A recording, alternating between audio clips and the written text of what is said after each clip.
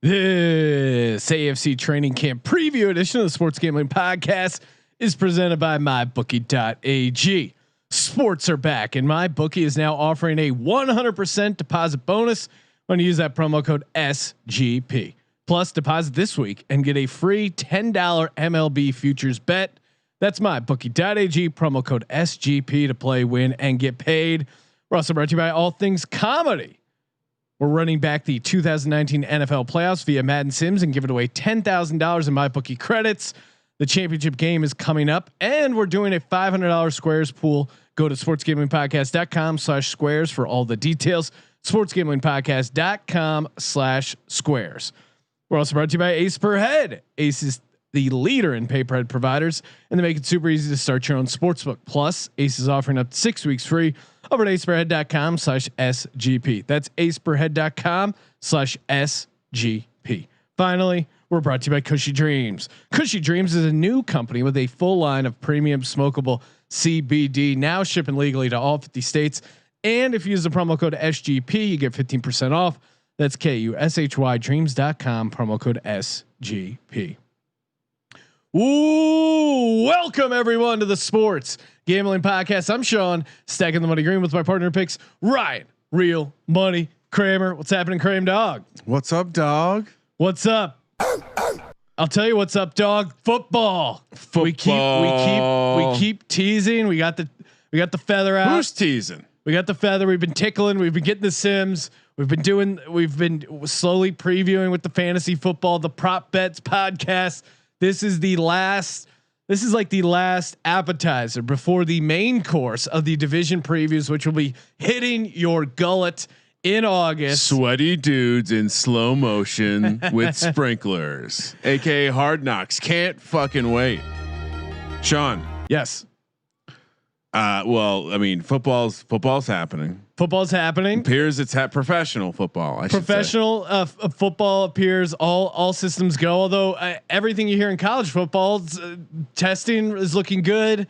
I'm getting more and more optimistic about college football. We'll see what happens, but professional football, they seem to, and we're taping this on a Monday, Ryan, and they just seem to sort out the last remaining deal points on getting people into training camp. They have a protocol. The players are like, we have no protocol. # we want to play. Yeah. See, even then, that's what I like about football players.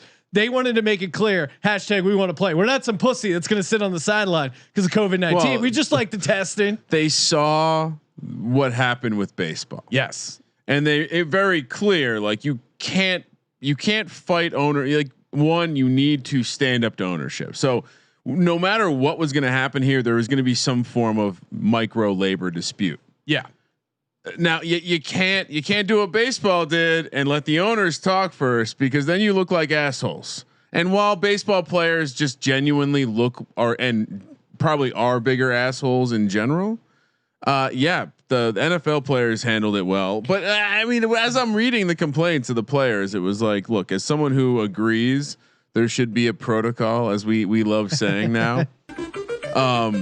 Some of the things that the players were harping on felt silly, felt like points that maybe you should have saved some of that for a more important thing, like no preseason games. Well, and that's what the NFL, they were holding that chip of like, no, we got to play 2 preseason games. Yeah. It looks like they've conceded on 0 preseason games, which RIP to preseason unders.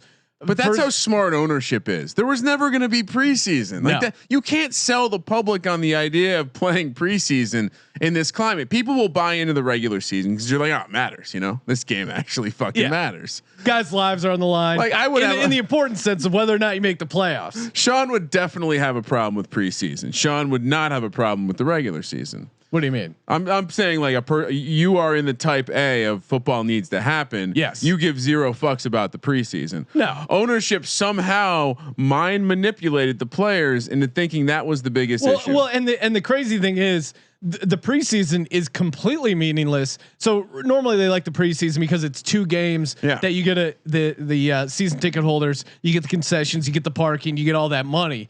But without fans in the stands, the preseason games, the TV rights are dog shit. What they should do is film these training camps, because that's how you recoup some of this lost money. And if the NFL is smart, which they are, at certain times. There's gonna, if I had a chance to watch training camp, just a live training camp cam, I would definitely be tuning into that. But it doesn't this feel like the area where the NBA is ahead of the NFL in the ability to really go after and monetize media?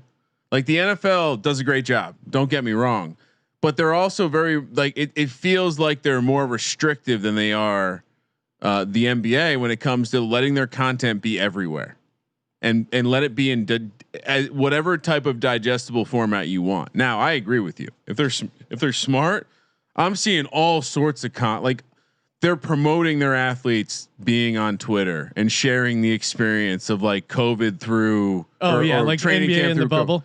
Yeah, but will they? Will that will happen? the NFL do no. that? I'm sure they'll do some social media stuff. Dude, but you're right. What do you always tell me about? Savvy. What do you always tell me about pigs and gators? You can't make a pig a gator. Exactly. Goodell is not all of a sudden going to be like, yeah, I should totally let these people speak their minds all the time and promote it. They're not going to be savvy like that. But anyway, you know, I told you 45 minutes, Sean. You know who's a gator, Kramer? Who's that, Sean? MyBookie.ag is a gator because they never changed. All they do is offer great betting lines, great customer service, and you know me, I'm not afraid to rant on customer service. There is no Juan True story. at MyBookie.ag. No. There may be a Juan, but he's not the Juan that I went to war with. MyBookie.ag, great customer service, top notch, and it's like every year there's the turning of the page where now MyBookie.ag is offering that 100% deposit bonus if you use the promo code SGP, of course. Now, if that wasn't enough, you can also get a $10 free bet on any MLB future. $10 free bet because baseball is back as well. Baseball will be, I don't know what you call it, opening pitch, opening day will be happening Thursday. So get your MLB futures in. NFL futures, we got plenty of content for that as well. MyBookie.ag, promo code SGP. Sean, not even forced excitement for baseball for you. That's the sign of the times. I retweeted a Sean video. hits me up today. He goes, "We got to do a baseball is back episode," and all I can think in my mind is the previous years. Hey, so should we do a baseball preview this year? Nah, let someone else do it. Well, I think we have to because I judge what the audience is interested in by what I'm interested in, and I will be dabbling with baseball. We're gonna get some guests who actually know what they're talking about when it comes to betting baseball, but I think it would be fun. I know we're not a big baseball shop, but are we're you going to be saying I don't know what I'm doing when I'm hammering unders? Yeah, I say that in a fair way that you're not a guy following it day in, day out. We're going to get some baseball stuff, but quick sidebar as well. We are Sim City. We are the Sim Gods. sportsgamblingpodcast.com/sims for our full sim schedule, but so many sims in that sentence. The football tournament is coming to an end. We're coming to the home stretch. We have the remaining divisional playoff games for the football tournament. That's right. And you can see where you're at in the standings, sportsgamblingpodcast.com/ATC, and then championship Saturday. Cannot stress this enough. We will be kicking off at 3:00 West Coast for the AFC championship game, then 5 PM, the NFC championship game. Other way around, Sean. Other way around. Well, it doesn't matter, but we're doing the championship games 3-5, yes. And then the final championship game, some would refer to as some sort of Super Bowl, the big game, 7 PM. And not only are we giving away all those credits, but we decided to dig into our own pockets because we love you fans and give away $500 of our own hard-earned cash here in a Squares contest. So much like the real Super Bowl, you can do a Squares contest for the symbol. Maybe that's what we call it, the symbol. sportsgamblingpodcast.com/squares. Very easy to fill that out, figure it out. Okay. Now get into the meat of the content sandwich. AFC Training Camp Preview. We're just going to kind of run through these divisions. One big, real quick, Sean. I'm sorry, you undersold with the feat that's happening this week. I don't think you really are stressing to the audience. When you're listening to this, it's going to be Tuesday morning, most likely. Yes. Starting on Tuesday, we will be hitting the airwaves for not 2, not 4, not 6, Sean, but 9 games this week, starting Tuesday night with a doubleheader, Wednesday night a doubleheader, and as you mentioned, the football tournament games. 5 tournament games on Friday and Saturday. Forget about it. We are freaking sim gods. So training camp. Let's go. One either question, bold statement, big item that either is going to be figured out in training camp or something leading up to the season. Just one big line item for each one of the 16 AFC teams. We're going to be dropping an NFC training camp preview as well. And then of course the division in-depth previews will be dropping to your earbuds in August. Are we doing each division? Yes. Okay. Why the hell would we not? Are we doing division by division? Yeah. What else would we do? Team by team. Maybe. Give Colby a run for his money. Sometimes you have to show the people how it's done. All right, maybe I like the divisional format, but I'm intrigued. Maybe we put a Twitter poll out. Well, send in a tweet. Do you want is team by team previews too much content for you, or would you like the division by division previews? We'll let you guys be the boss. Send in that tweet at Gambling Podcast. But this I would say my official vote is divisional. I like the division because, well, it's easier for me to remember which teams I was high on and which teams I was shitty on because I'm looking right in front of it, and it's nice to get like division winners, over under win totals all into one podcast. So I think that's what we'll lean, but we're open to suggestions. Kramer, let's get it going. AFC North, Baltimore Ravens. What's your item here for their preview? So I went on this crazy roller coaster as I was doing this, where some teams I put zero effort into and just have a snide remark about them. And then some teams I have like a legitimate like ESPN-y question, and this one's one of the real ones. Will the league catch up with Greg Roman and Lamar, or will the offensive progression from year 1 to year 2 be too much, and they will become even more advanced on offense and even more of an offensive threat? I was thinking about this because, as you know, Sean, I was off the grid, did a little vision questing. And one of the things I thought about while I was out there, by the way, did not take any practice swings with the leg on the beach for the field goal attempt. But as I was out there, a couple MGs deep, staring into a beautiful fire filled with magic fire, flames of all colors. I thought about this. We often see a huge jump when quarterbacks go from year 1 to year 2. We often see a massive jump when we see offensive systems go year 1 to year 2. We know that offense year to year, as we've learned from the Football Outsiders, tends to be more consistent than defense. Lastly, Greg Roman has not been stopped really anywhere.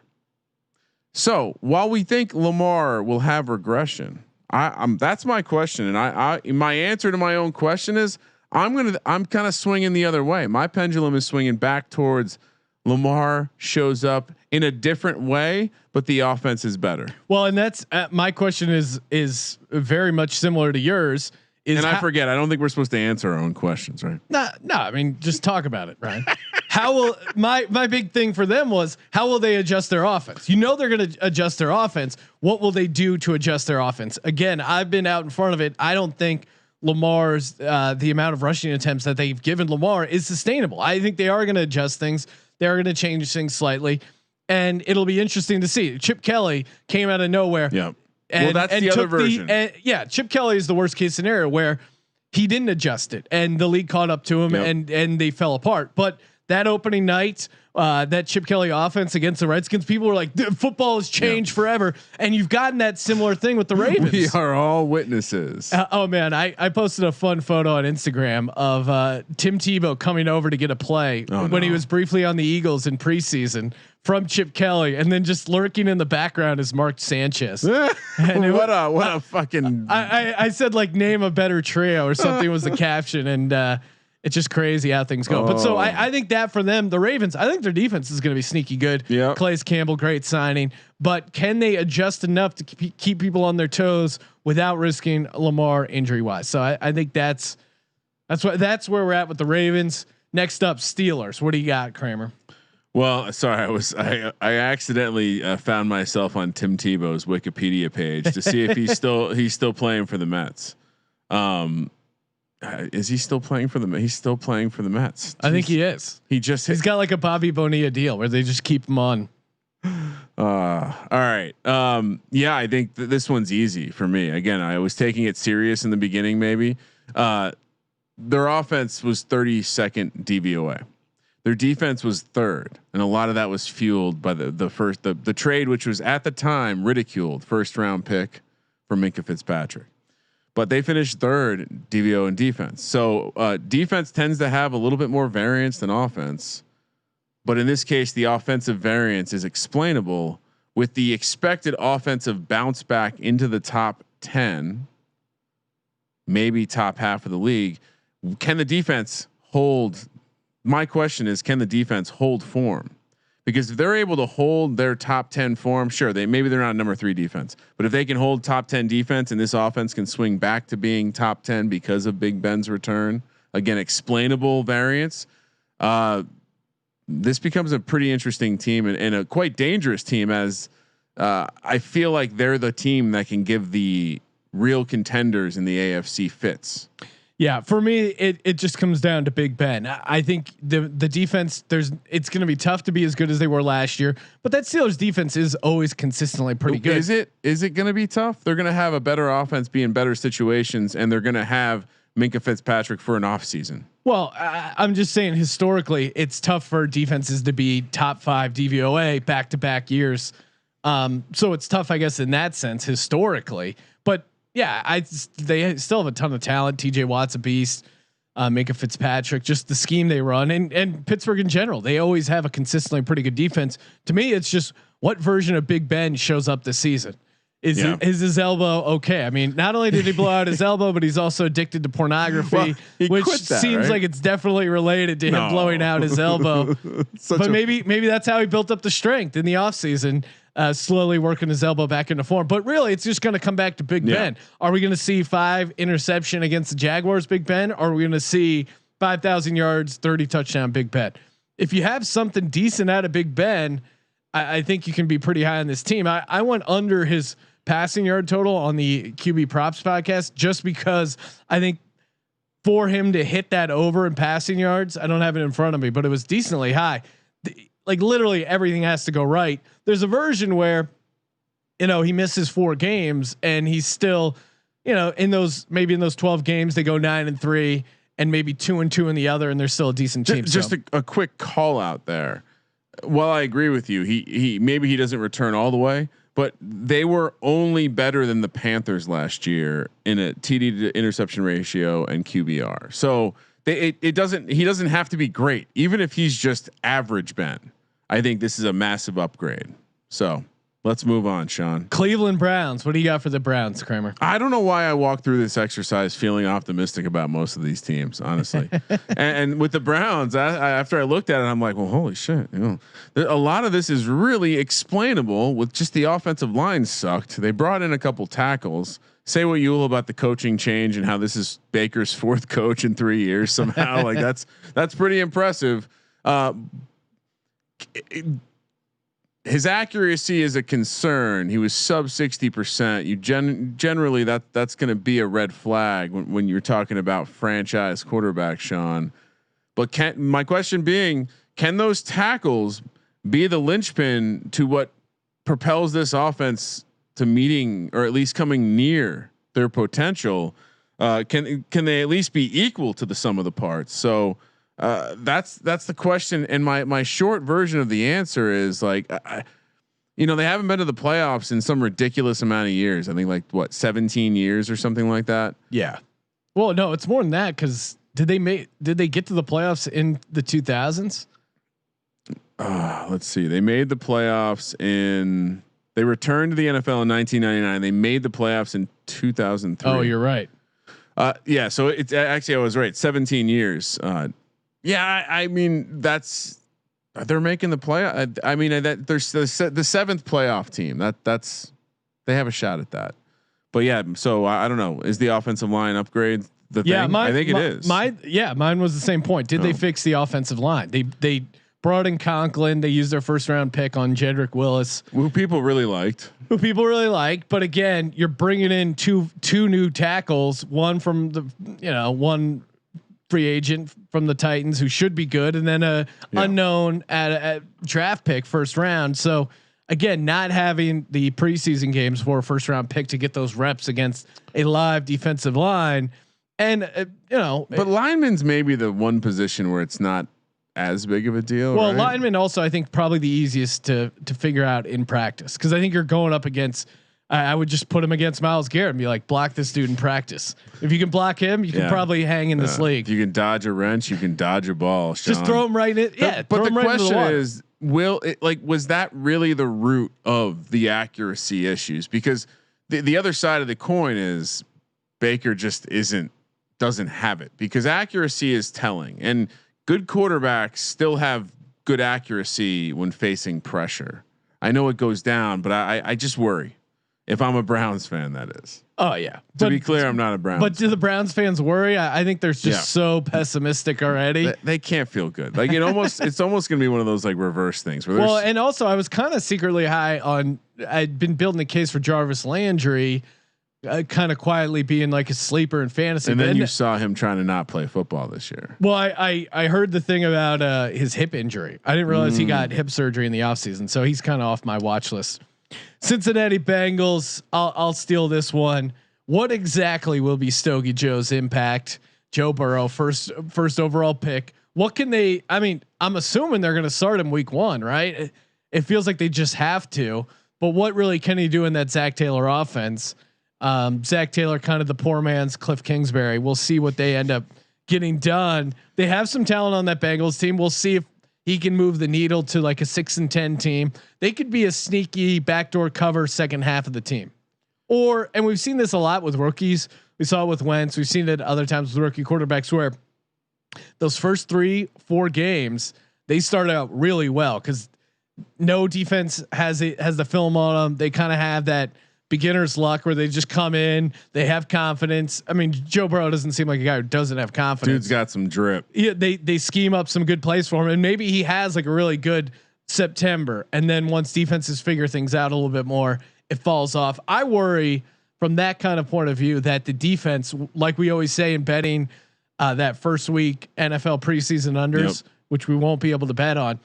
I'm worried, or I think we could see that similar thing happen week 1 NFL. We're going to see a lot of ugly games, a lot of unders. Like right now, if you're a smart man or woman in the what statistically 3% chance you're listening to this podcast, head over to mybookie.ag, bet every single dog and every single under right now. I think every that money could be, line, like just. I know we'll end up variance is going to be all over the place. Yeah, we'll end up picking all the stuff straight up. But doesn't it almost make you terrified to really dabble in the win total market? There's just going to be so much early season variance because that'll affect the number. Teams aren't going to be there. Teams aren't going to be there at all for a number of reasons. All right, my question. I'm going to piggyback off of your question. We know the offense has to improve with Stogie Joe showing up to the scene. Yes. But can the defense show any sort of improvement? Because that was the problem. They couldn't stop anyone last year. So while that might make AJ Green, if he's going to suit up, he's playing Joe Burrow, the rest of the Bengals offense, Joe Mixon, maybe they're appealing fantasy options, but as a team, are they going to, to me, I could see a version of this where the Bengals offense has a whole bunch of fantasy studs and they only win 3 games because this defense is still dreadful and they don't exactly have a defensive minded coach. So that's my question. And the way I answer it is like, the more I look into the other teams in this division, Bengals have a big hill to climb. Yeah. Moving over to the AFC West, Kansas City Chiefs. How hard will that hangover be? You already got Chris Jones. Talking about how they're going to win 5 Super Bowls. Oh my goodness. Patty Mahomes signing a contract for $500 million. $500 million. You know, Andy Reid probably, as much as he was grinding and stuff, when you're chasing something for almost 20 years and you finally get that. Don't you relax a little bit? Take the foot off the gas a bit. I think this Chiefs team, they still should be a solid team, but especially September, they've all been in quarantine. How hungry can this team be? That's my big question. And the metaphor is perfect, dude, because Andy Reid's been chasing that meatball hoagie for years. He finally got full. Andy Reid finally had his belly full. They had the parade. They had everything. He's sitting and eating that meatball sandwich. He's not preparing for 2020. No. Yeah, I think they're going to be a little complacent early. I maybe get a second half run, but that for me is the big thing they have to figure out. Doing some internet reading for this episode, Sean, did you know Jim Brown, only person to win multiple NFL MVPs before the age of 25? Ooh, Patrick Mahomes has the opportunity to do that this year. Found that to be interesting. Not my question. My question is, does Patrick Mahomes really not have a stronger arm than Josh Allen? Madden giving Josh Allen a 99, Patrick Mahomes a 97, and that was probably because they heard challenged. that I nominated. I made him the #1 fantasy football quarterback, and Madden clearly listens to the show. And Patrick Mahomes challenged Josh Allen to a throw off. Really? And it sounds like they're both. It sounds like it's something that if both quarterbacks had their way, it might happen. That's a fun. Just who can throw longer. Well, yeah, it's an arm rating in Madden. 99 for Josh Allen, 97 for Patrick Mahomes. He's like, what gives? I like it. All right. Denver Broncos. What do you got for them, Kramer? Well, see now this is maybe this division I wasn't as serious. Can Drew unlock? See what I did there, Sean? I got it. The Broncos' new look offense. Everyone is saying Jerry Jeudy is looking like absolute, just total drip squad candidate. We all know how Cortland Sutton looks to progress in year 3. Sean, we're both high on this team. We think they have a lot of depth at a lot of positions: the running back position, the receiver position, the tight end position. So yeah, can Drew unlock the Broncos' new look offense? Mine is, how strong will that early home field advantage be? We know it's always there. It's always kind of baked in. We love those sneaky first 2 home games for the Broncos in September. That elevation, I think it could be even more than previous years. These guys have been sitting at elevation the entire offseason. Now they're going to do this training camp. Yeah. None of these other players that are these teams that are coming in for live action, they're fucked. Their cardio's not going to be where it should be. Their fitness isn't where it should be. I mean, as a runner, Ryan, since I've become a runner in the quarantine, I don't know if I've mentioned my running, but I know what it's like to be gassed. Yeah. And then when we went up to Mammoth and walking around up there, even a guy like me whose cardio is excellent, off the charts, throwing out seven, running for 7 miles like it's nothing. Cool. I was struggling at the high elevation, so I think we've noticed it in previous years, and I think it's even to be stronger this year. So look out for that. Massive. I think it's I think we talked about the variant. The only thing that scares me is the variance, but I think this offense has so much to be excited about. I will choose to buy fully into the let's just lean into the early season Broncos. Yeah, I'm high on them, but even more so, I think, especially those first couple games. Kramer, what do you got for our good pals? Long Cox and the Las Vegas Raiders. Will Mariota and Carr be on the roster for Week 1? Wow. Wait, you're saying both could be gone? Yeah. Will John Gruden realize that neither guy is his guy? Well, my question is similar: is how long before Carr is benched? Because I think we have and it's always funny when how long before Mariota and Carr are benched? John has he's got a short fuse when it comes to players and getting them benched and not liking his quarterback. I mean, the photo we have in studio here for the YouTube show is of John Gruden, just the look on his face where he's staring down Carr is just, what are you thinking? What is going on? I think Carr is on an incredibly short leash. Can I revise my question? Sure. What week does Nathan Peterman start? Everyone lost their mind when he was like touting how he was pretty high on Nathan Peterman. And Nathan Peterman is going to be his kryptonite. He's the guy that he's going to find. He's going to be like, God damn it, Derek Carr, you're a pussy. Mariota, you're a pussy. Get out there, Peterman. Don't you just want to hear Gruden say the word Peterman? Yeah, it does remind me of the Seinfeld episodes, and it's just hilarious to think of Nathan Peterman like that. Peterman, Kramer. I think we're on the same page there. Raiders, they got a lot they got to figure out, but who their quarterback ends up being, I think, is going to be an important. The other question is, when does Mike Mayock get fired for bringing John Gruden the wrong quarterbacks? Final team in this division. I'm going to start here for our Los Angeles Chargers. Hypothetical question, Ryan. Is COVID-19 the best thing that's ever happened to the Chargers? A team that is just a team that home field advantage actually hurt them. Like, I went to that game in StubHub where the Eagles came in and beat them, and it was like 70% Eagles fans. I think that legitimately had an impact on the team's psyche.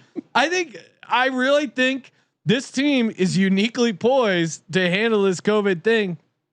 And we've always said they've had great talent, great rosters, but they seem like they have some weird hex, some curse. Yeah. And I think the fans are the hex.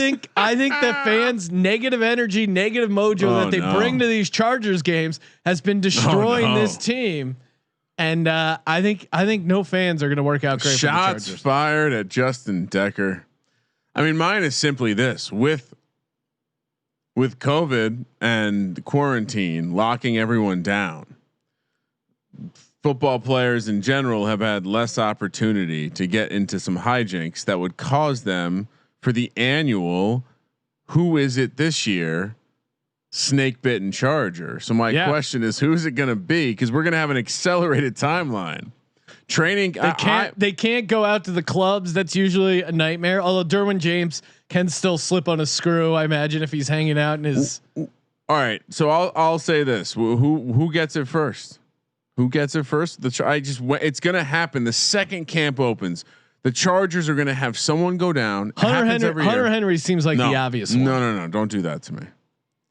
That would be right in line with the Kramer FML tour here too. Number one tight end. So that's your question is who gets it for the Chargers? I just is it going to be Herbert or Tyrod? Is it Henry? Is it Eckler? It feels to me it's Eckler. Yeah. Because I'm more Eckler. He's just set up in too good of a situation where, from a fantasy perspective, they got rid of Melvin Gordon. The game is his to take. I do worry that Eckler's the guy that kind of gets the kibosh.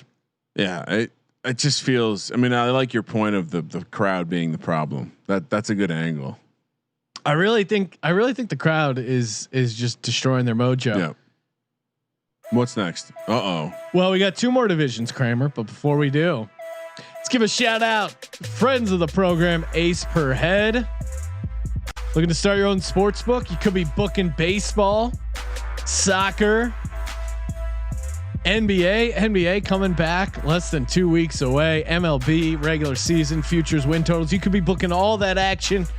And if you use our link, aceperhead.com/SGP, aceperhead.com/SGP, you can get up to 6 weeks free. aceperhead.com/SGP. Stop trying to just beat the bookie and become a bookie over at aceperhead.com/SGP.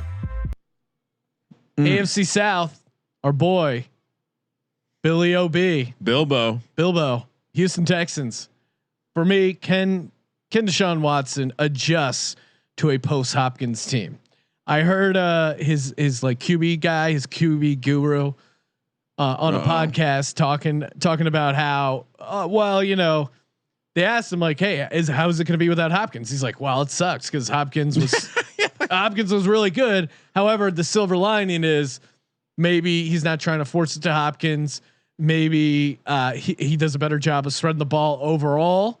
So for me, it's how can Deshaun Watson adjust to a post Hopkins list team? Will he be running the ball more? Will Duke Johnson be catching more balls out of the backfield? Yeah. David Johnson, they traded for him. They must have some role for him.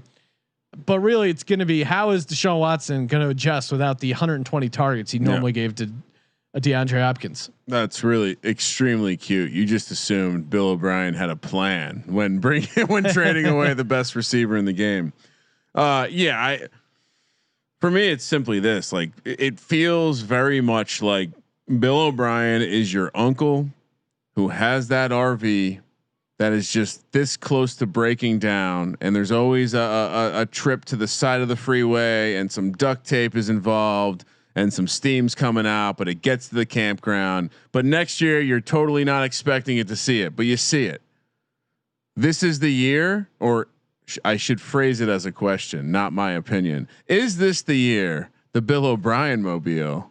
The Bilbo, because the Bill O'Brien mobile, for your keeping your metaphor in place there, Kramer, it always gets you there. It always gets there.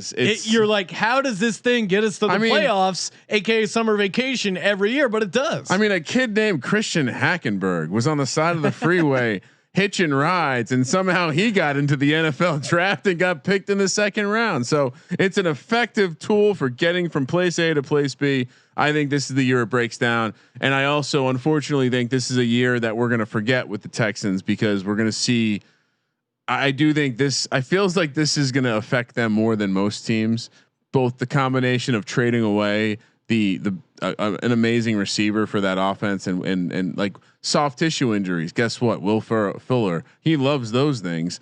Guess what is going to happen a lot without preseason games, without some of this stuff, soft tissue injuries. So I unfortunately think the Texans are going to have a year to forget, and it might even involve Deshaun Watson with some bus travel. John, Titans. Who regresses more, Ryan Tannehill or Derek Henry? Both guys had amazing years that got them paid. I mean, Derek Henry has been pretty consistent compared to Ryan Tannehill, but even his epic, he had a great year. Second half and run into the playoffs was, I mean, it was just. We had never seen anything like it. He did the same thing in the playoffs the previous year. I mean, he's an interesting guy. To me, I think Tannehill is the guy you have to worry about the regression. He did play well in the playoffs, and again, like someone was I was listening to a podcast where they're breaking down the stats, and Henry's numbers were actually kind of rough under Mariota. But when Tannehill came under, I mean, the whole team did much better, but particularly Henry. So. I think their success are really tied to each other, in particular because Tannehill bases all his game off the play action. So I think Tannehill is the one you have to worry about more. I was going to say it's simply that he's a plus play action quarterback. He's also a quarterback willing to throw the ball down the field. So I think that was Mariota's problem. Yeah, which is hilarious that he's joining Derek Carr of all people in Las Vegas. Sean, my question very simple: will there be any dick threats in 2020 for the Titans?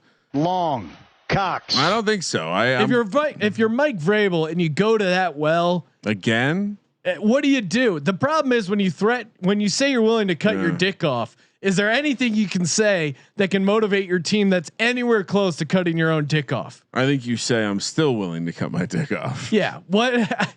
Reiterate it. It loses its value after the first time. The thing is, cutting your dick off is the craziest thing an NFL coach can say he's willing to do to win a Super Bowl. So after he says that, there's no turning back. That's the problem. It's the only thing he knew that would unify the locker room. Yeah, people would rally around. We gotta get coach's dick cut off. Oh fuck! Indianapolis Colts, for me, it's pretty simple. It revolves around the quarterback. Yeah. What can Rivers do with the good offensive line? We saw him teetering, hanging on that cliff last year. Yeah. Was it the bad offensive line? Again, my theory that the fans' negative energy and complete lack of giving a shit has destroyed the Chargers' mojo, or is he just Father Time? Yep. Has just crept up on old Philip Rivers. Father Time is the only father that has more children than Philip Rivers. What can he do with that good offensive line in that dome with Frank Reich? Can he really have the season of all seasons this late in his career? Kind of like my question, Sean. Assuming Andrew Luck doesn't return, can Rivers avoid the aforementioned snake bites and take a very talented team to the promised land? I think this is all about. Colts have had some Charger-like moments, right? But I mean, you want to. The quarterback leaving the team to pursue his dream of backpacking through Europe. That's almost something you'd expect from the Los Angeles Chargers. And the Chargers have had some talented teams, but you could very easily argue this is the most talented team Philip Rivers has had. Yeah. And I think that's the question, especially right? when you factor in the coaching staff. Is he as well. done? That would be the ultimate, right? Like Rivers finally is in a situation, and then it's him that is the reason they don't have the success. That would be the sweet irony of all ironies. Move it over to the Jags. It seems like they're just kind of punting on this season. But for me, how fantasy relevant will Gardner Minshew be? Because I think the more I think about it, we did the QB player props. We were both, I think, high on him going over his passing yardage total. Oh my God, we love that one. I think Minshew can be very sneaky. James Winston was what, number 3 in quarterback fantasy production. Couldn't you see a similar scenario where Gardner Minshew, they're already basically, lining up to get Trevor Lawrence next year. Gardner Minshew with nothing to lose. You're given. I mean, this is the ultimate guy that could just become a gunslinger. Maybe throw some picks. Maybe their defense is. He'll probably throw some picks. Definitely throw some picks. They'll be behind. They don't want to give the ball to Leonard Fournette. He's going to be throwing a ton. He has DJ Chark and a couple other decent options. I could see him being like a fantasy god this year. The more I think about it, and sneakily, Chris Thompson is involved in the running game. My question or statement or dilemma is simply: is Minshew mania going to outpace the desire to tank for Trevor? I think you name a lot of reasons why this might just work. We know he can handle the reps. He played in the air raid.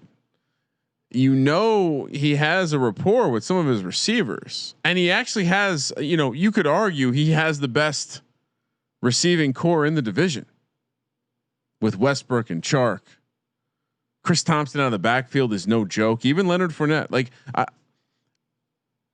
we could sit here and have a debate about skill position players in the division, but it's not like he doesn't have skill positions around him. So yeah, I think the total Jag move this year is to fuck up the first pick and not get Trevor Lawrence. Yeah, because they played it. They're tanking with a guy that just has drip coming out of his fucking ear holes. You know what I mean? Yeah, I mean that's the thing. And we saw it almost with Ryan Fitzpatrick in the Dolphins, where there's some guys who tanking is not an option. You want to tank? You get a guy like Mark Sanchez, or put Mike Glenn in it. But I don't think Glennon is the answer. I don't think they will. I think they'll just let Gardner sling it and see what happens. Well, hell yeah. I mean, it'll be a fun story, nonetheless. Moving over to the AFC East, last division here of the training camp preview. Our good pals. It's a baby fucking wheel, man. The New England Patriots. For me, a big question, and it's certainly a fantasy question, but I think it could be an offensive question, is how much will Cam Newton run the ball? Because I think if Bill Belichick maybe he sees the nickel and the dime defenses, these lighter and skinnier linebackers that people keep pumping in the league to basically keep up with the passing offense, will Belichick zag and say, I'm going to get you a big, thick quarterback that's going to run you over in these design runs. I'm going to dust out some crazy, similar to like the Wildcat, whatever, read option, the pistol, and maybe give Cam some design runs. I think Cam Newton as a running back could be a storyline we could see and could be a big factor in this Josh McDaniels offense, because I mean, look at Josh McDaniels had Tebow. So I think he could be drawing up some creative options. Here's my theory. I think they use some creative spread looks that end up being like 3 tight end run with Cam, into that nickel. My question similar about Cam, but not really a football question. How do I watch the reality show that allows me to just see all the footage of Cam Newton talking to Bill Belichick?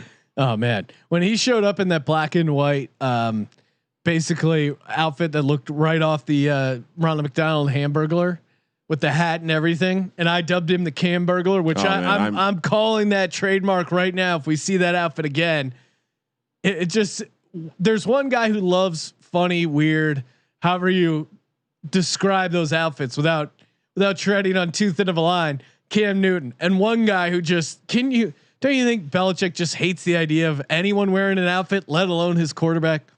You know what though? Strangely, I I have a feeling this is going to work out really well, and they're going to be like best of friends because they're both extremely weird in their own ways. I think it's going to be one of those like two peas in a pod, Sean. I don't know why I'm feeling good about the Patriots, but maybe it's because they're the Patriots. I know all of the baby whales are out there. They want to join the Kramer gang. Fucking wheel, man. Buffalo Bills. I'm going to say this. Can Stephon Diggs' ability to catch the deep ball help Josh Allen complete the deep ball? Josh Allen, a guy who has that cannon. He has that 99 in arm strength, not a 99 when it comes to accuracy, but Diggs is a guy that's great at going up and pulling down these balls.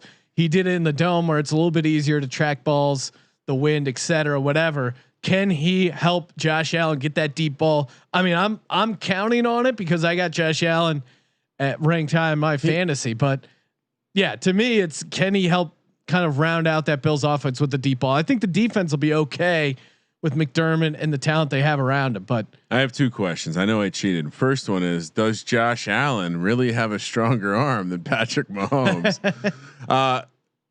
Will Diggs' experience catching balls from an inaccurate quarterback assist him and allow him to elevate Josh Allen's game? That's my question. I think we're asking along the same lines, but I think for the first time in Josh Allen's career, and I don't know how Cam Phillips made it out of Buffalo because he's the perfect receiver for Josh Allen in some ways. Massive catch radius, just throwing a quick Houston Roughnecks plug and Virginia Tech. Somehow Cam Phillips he went through Buffalo, could have stayed in Buffalo, but Stephon Diggs, one of the biggest catch radiuses in the league. He's going to give Josh Allen a much better opportunity than anyone else he's been throwing the ball to. So I don't know. Glass half full, I guess. New York Jets. To me, it's simple. How long are we going to let Adam Gase be in the league? When will Adam Gase be fired? Certainly, COVID, maybe. Certainly an interesting. Well, no, he dips, and I'm pretty sure. I don't know if he dips, but he does do smelling salts. I think there's a big crossover from guys who do smelling salts and guys who dip. How long till Adam Gase gets fired? Because he is on the ultimate short leash in my mind. We've seen signs of life from Sam Darnold. Had a winning record as a starter. I think the Jets step in and be like, dude, you can't keep fucking up this team and fucking up our young quarterback. So I think when will Adam Gase get fired? The sooner the better. I think if you're a Jets fan. Can social distancing Sammy avoid back-to-back trips to the DL with stints of mono? Yeah, mono is certainly feels like related to a person who might catch COVID-19. He's finally leaving the house. He's at training camp. He might accidentally slip up and implement his latest TB12 technique of the open mouth kiss to a friend. One of his teammates. I know he's not a father, but you're right. Maybe he bonds. Next thing you know, boom, there's an outbreak.